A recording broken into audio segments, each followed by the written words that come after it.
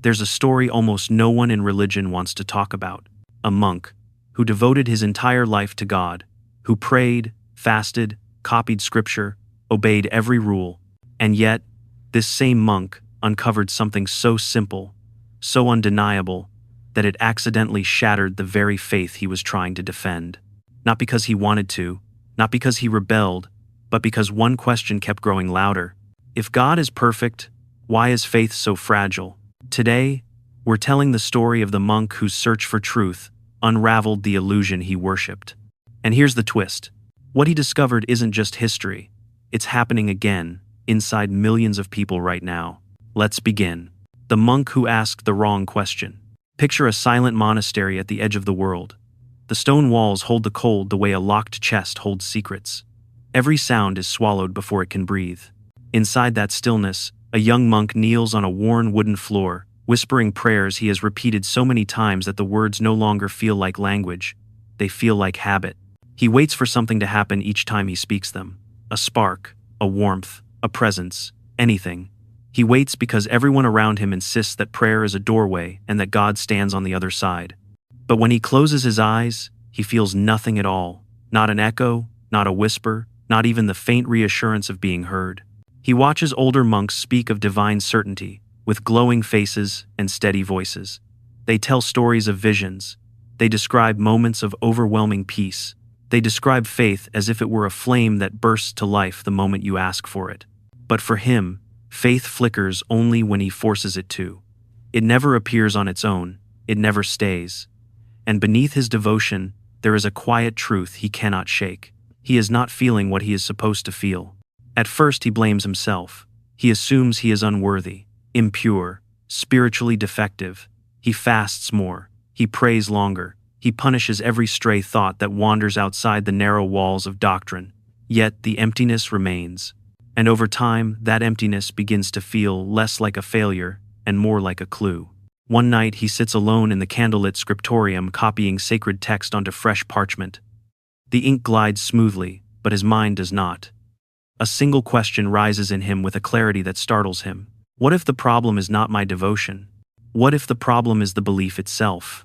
The question feels forbidden, it feels alive, and in that moment doubt stops being a sin and becomes a doorway. He steps through, without meaning to. What he finds on the other side will shake everything he thought was sacred. The contradiction, no one mentions. The deeper he goes into scripture, the more he feels a strange pressure building inside him. It starts slowly, almost politely. A slight discomfort every time he reads a passage that praises divine perfection. God is all-powerful. God is all-loving. God is all-knowing. These words are carved into every sermon he has ever heard. They shape the very air of the monastery. They are treated as unshakable truth. Yet, when he lifts his eyes from the page and looks at the world outside those stone walls, the contrast strikes him with uncomfortable force. He remembers a child from the nearby village who died from an illness no prayer could touch. He remembers a drought that destroyed the crops while the monks prayed for rain until their throats cracked. He remembers moments of deep personal anguish where his pleading was met with nothing but the quiet drip of water somewhere in the dark. If an all-powerful being exists, why would suffering unfold with such indifference? If an all-loving creator watches over humanity, why do the innocent bleed while the corrupt thrive? If an all-knowing mind guides the universe, why does chaos rule more faithfully than mercy? At first, he searches for explanations. He turns to theologians who insist everything happens for reasons beyond human understanding. He reads arguments claiming suffering is a test or a purification or a lesson disguised as pain. But the more he studies these answers, the more he hears something unsettling in them. They sound less like insights and more like shields. Not shields protecting people, shields protecting the idea of God from being questioned. This realization frightens him far more than doubt ever did. It suggests that religion cares more about preserving its authority than relieving human suffering. It suggests that believers defend a concept even when reality contradicts it. And once he sees that, he cannot escape the next question rising inside him like a tide. If a belief requires constant excuses to stay alive, is it truth at all?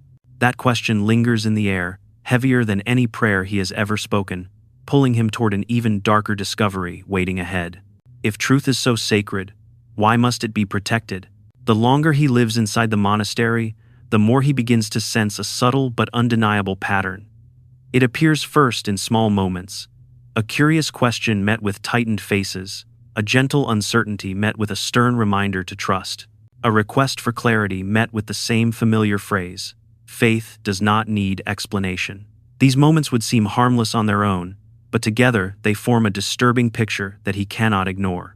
He begins to compare this to the nature of truth itself. Real truth stands on its own legs. It does not tremble when examined. It does not demand loyalty. It does not punish curiosity. If something is real, questions only make it clearer. But faith behaves in the opposite way. Faith recoils. Faith retreats. Faith commands silence. Each time he tries to understand the contradictions burning inside him, he is not given an argument. He is given a warning. Doubt is dangerous. Doubt is pride. Doubt leads to ruin.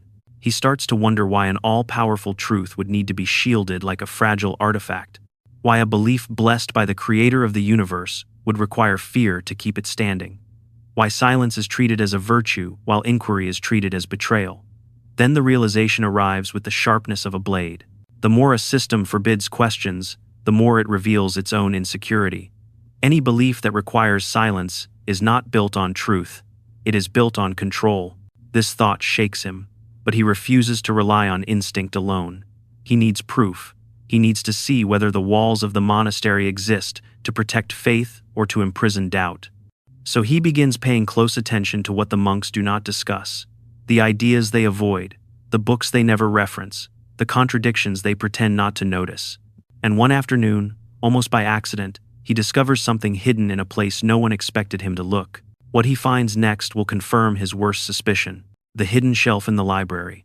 One quiet afternoon, he is assigned a simple task. Organize the old manuscripts in the back corner of the library. It seems harmless, almost dull, the kind of mindless chore that lets a monk drift through hours without thinking. But as he moves dust-covered volumes from one shelf to another, he notices something strange: a wooden panel that does not quite match the others, a keyhole that has no corresponding key in the room, a shelf that feels deliberately hidden rather than merely forgotten. Curiosity pulls him closer. He presses gently against the wood. It gives way just enough to reveal a small compartment tucked behind the main shelves. Inside are manuscripts wrapped in cloth to protect them from time. Each one carries the same warning written in the margins: forbidden, banned, not to be read. He should stop. He knows he should. The rules are clear. Some books exist only to be locked away and feared, but fear has begun to lose its power over him. So he unwraps the first manuscript and begins to read. What unsettles him is not the content he expected. He finds no wild rebellion, no reckless blasphemy, no angry attacks on God. Instead, he finds calm reasoning. He finds careful analysis. He finds questions as old as faith itself, written by minds that refuse to be silent. These authors are not monsters. They are thinkers. Their ideas are not dangerous because they are immoral. They are dangerous because they are persuasive. He feels something tighten in his chest as the truth becomes painfully clear. The church did not ban lies, it banned competition. It silenced ideas not because they were false, but because they were too compelling, too articulate, too human. These were voices that could not be defeated in debate, so they were buried instead. Once he understands this, he cannot return to the innocence he once had. A belief system that trusts its own truth never needs to hide other voices. Only fragile systems fear comparison. Yet the final crack in his faith does not come from forbidden ideas or hidden shelves. It comes from something far quieter, something he experiences alone, without any ancient text to guide him: the prayer that went unanswered. For years, the monk clings to one hope above all others: not the promise of heaven, not the reward of virtue.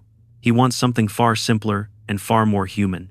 He wants clarity, a sign that someone is listening on the other side of his whispered devotion. He never asks for wealth or power. He never begs for miracles or divine intervention. He only wants a moment of recognition, a sense that his effort is not drifting into nothingness. So he prays, morning after morning, night after night, through storms, through sickness, through seasons that come and go with quiet indifference. He kneels until his knees ache. He fasts until his hands tremble. He tries to purify himself in every way he can imagine: believing that maybe clarity requires worthiness.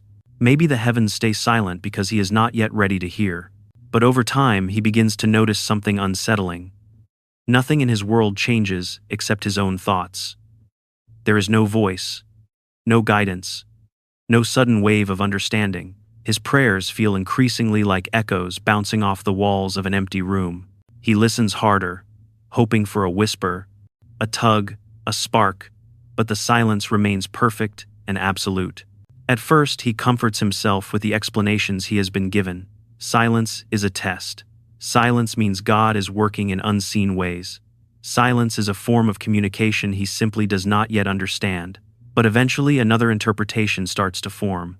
It starts small and terrifying, like a flicker of light revealing a shape he never meant to see. If silence is the only response, maybe silence is the truth. The thought freezes him. It is not shouted.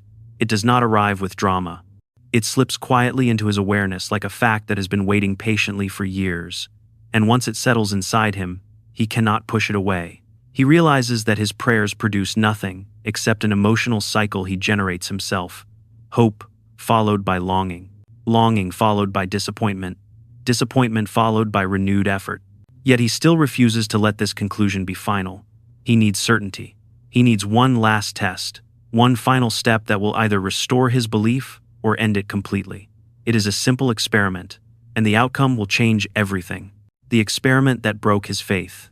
After years spent wrestling with silence, the monk decides he cannot rely on feelings or tradition or fear any longer. He needs something clear, something measurable, something that cannot be explained away by sermons or doctrine. So he creates a quiet experiment known only to himself. For 1 full month, he will stop everything that keeps him tied to the ritual of belief. No prayers, no confessions, no attempts to win divine approval, no bargaining, no spiritual performance. He will simply live and observe what changes. The first day feels unsettling, almost forbidden. The second feels strangely peaceful. By the end of the first week, he understands something he never expected. Nothing in his life is different. Not his moods, not his circumstances, not the events unfolding around him. Without prayer, his days move forward exactly as they always have. The world does not become darker. Misfortune does not seek him out. He does not feel abandoned because he does not feel watched in the first place. By the second week, he begins paying closer attention to his inner world. His thoughts are the same. His impulses are the same. His fears and hopes remain unchanged.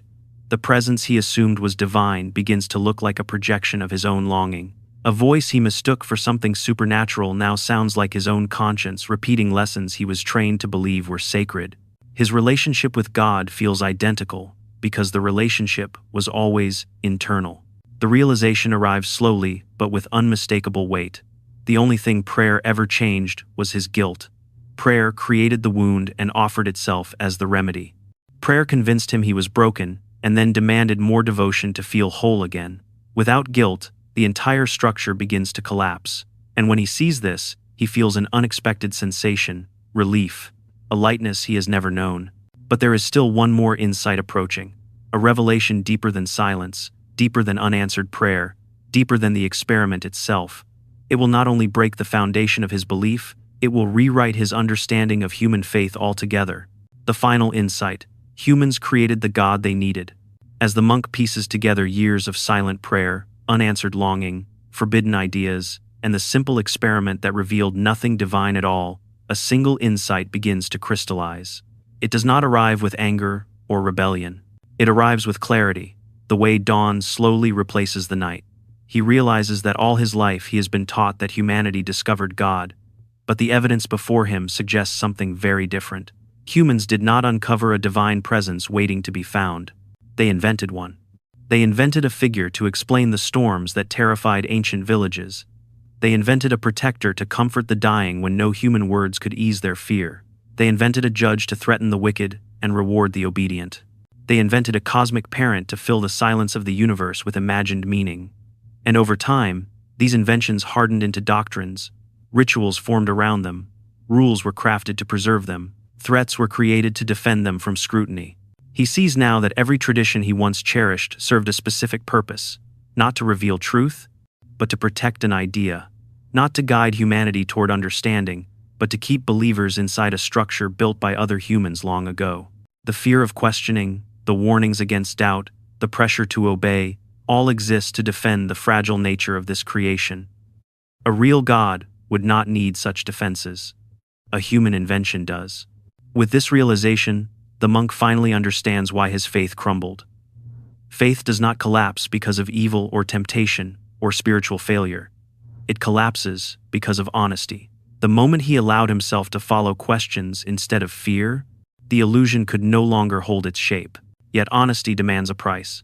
Once he sees the truth, he cannot return to the comfort he once knew. The world becomes larger, colder, and infinitely more real.